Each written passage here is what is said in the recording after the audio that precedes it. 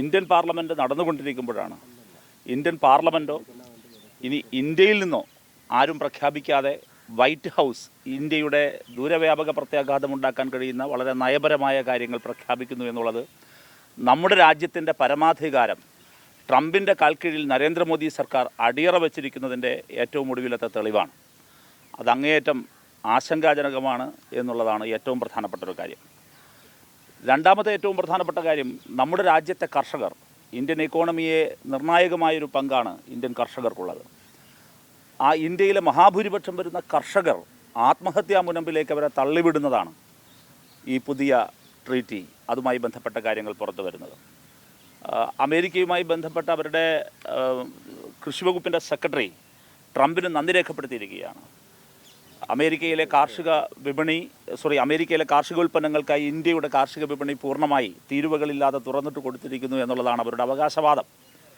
അപ്പോൾ Indian parliament അംഗങ്ങൾക്ക് ലഭിക്കുന്നതിനേക്കാൾ, ഇന്ത്യയിലെ മന്ത്രിമാർക്ക് ലഭിക്കുന്നതിനേക്കാൾ വ്യക്തത ഇന്ത്യയെ സംബന്ധിച്ചുള്ള കാര്യങ്ങളിൽ അമേരിക്കയുടെ ഒരു ബ്യൂറോക്രാറ്റിന് ലഭിക്കുന്നു എന്നുള്ളത് നിങ്ങൾ നോക്കൂ. രാജ്യത്തിൻ്റെ പരമാധികാരം ഞാൻ നേരത്തെ പറഞ്ഞത് വീണ്ടും ചോദ്യം ചെയ്യപ്പെടുന്നത് കാണാം.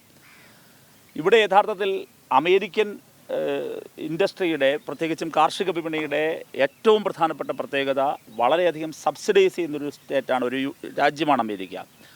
വലിയ സബ്സിഡിയോടുകൂടി ഉയർന്ന സാങ്കേതിക വിദ്യയുടെ സഹായത്തോടെ ഉൽപ്പാദനക്ഷമത കൂടിയ അമേരിക്കയുടെ കാർഷിക മേഖല, അവിടെ നിന്നും ഉൽപ്പാദിപ്പിക്കുന്ന ഉൽപ്പന്നങ്ങൾ വളരെ ചെറിയ വിലയ്ക്ക് ഇന്ത്യയിൽ അവർക്ക് വിൽക്കാൻ വേണ്ടി കഴിയും. ഇവിടെ തീരുവ കൂടി ഇല്ലാതാകുന്നതോടുകൂടി ഇന്ത്യയിലെ കർഷകർക്ക് ആ വിപണിയിൽ അമേരിക്കൻ വിപണിയോട് പിടിച്ചു നിൽക്കാൻ കഴിയാതെ വരും. ചുരുക്കി പറഞ്ഞാൽ വലിയൊരു ദുരന്തത്തിലേക്കാണ് ഈ അർദ്ധരാത്രിയിൽ അമേരിക്കയിൽ നിന്ന് പ്രഖ്യാപിച്ച, ഇന്ത്യൻ സമയം അർദ്ധരാത്രിയിൽ അമേരിക്കയിൽ നിന്ന് പ്രഖ്യാപിച്ച ഈ പോളിസി ഷിഫ്റ്റിംഗ് വരാൻ പോകുന്നത്. അതുകൊണ്ട് മറ്റൊന്നും ആലോചിക്കാതെ ഇന്ത്യൻ ജനതയോടൊരല്പമെങ്കിലും ധാർമ്മികതയും സ്നേഹവും ബാക്കിയുണ്ട് എങ്കിൽ നരേന്ദ്രമോദി സർക്കാർ ഇതിൽ നിന്ന് പിന്മാറുകയാണ് വേണ്ടത്. ആദ്യം ഇതിൻ്റെ വ്യക്തത വരുത്തണം. ഇപ്പോഴും പാർലമെൻറ്റിനുള്ളിൽ വ്യക്തത വരുത്താൻ തയ്യാറാകാതെ ഒളിഞ്ഞു കളിക്കുകയാണ്. എത്ര മണിക്കൂറായി PMOയിൽ നിന്ന് ഔദ്യോഗികമായി എന്തെങ്കിലും ഒരു കൃത്യമായ വിശദീകരണം വന്നിട്ടില്ല. പാർലമെൻറ്റിനുള്ളിൽ ഒരു സ്റ്റേറ്റ്മെൻറ്റ് ഇന്നലെ ഞങ്ങൾ ആവശ്യപ്പെട്ടു. അപ്പോൾ പാർലമെൻറ്റിൽ നിന്ന് ഉടനടി തന്നെ സ്റ്റേറ്റ്മെൻറ്റ് ഉണ്ടാകുമെന്നാണ് രാജ്യസഭയിൽ ഫ്ലോർ ലീഡറായ JP നഡ്ഡ അറിയിച്ചത്. ഞങ്ങൾ വെയിറ്റ് ചെയ്യുകയാണ്. അത് വരട്ടെ, കൂടുതൽ പ്രതികരിക്കാം. ഏതായാലും ഇത്തരം ഇന്ത്യൻ ജനാധിപത്യം, ജനങ്ങളാണ് പരമാധികാരികൾ, അല്ലാതെ ട്രംപല്ല ഇന്ത്യൻ ജനാധിപത്യത്തിൻ്റെ പരമാധികാരി.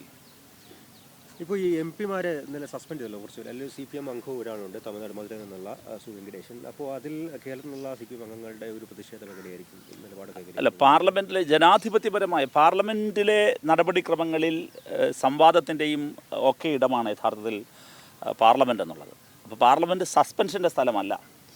ഇപ്പോൾ ജനാധിപത്യത്തെ അങ്ങനെ സസ്പെൻഡ് ചെയ്ത് നിങ്ങൾ നോക്കിയാൽ കാണാൻ കഴിയും. 2014 മുമ്പ് ഇന്ത്യൻ പാർലമെൻ്ററി ഡെമോക്രസിയുടെ ചരിത്രത്തിലുണ്ടായിട്ടുള്ള ആകെ സസ്പെൻഷനുകളേക്കാൾ എണ്ണം ഈ ചെറിയ കാലയളവിൽ ഉണ്ടായിട്ടുള്ളത് കാണാം. മാസീവ് സസ്പെൻഷനാണ്.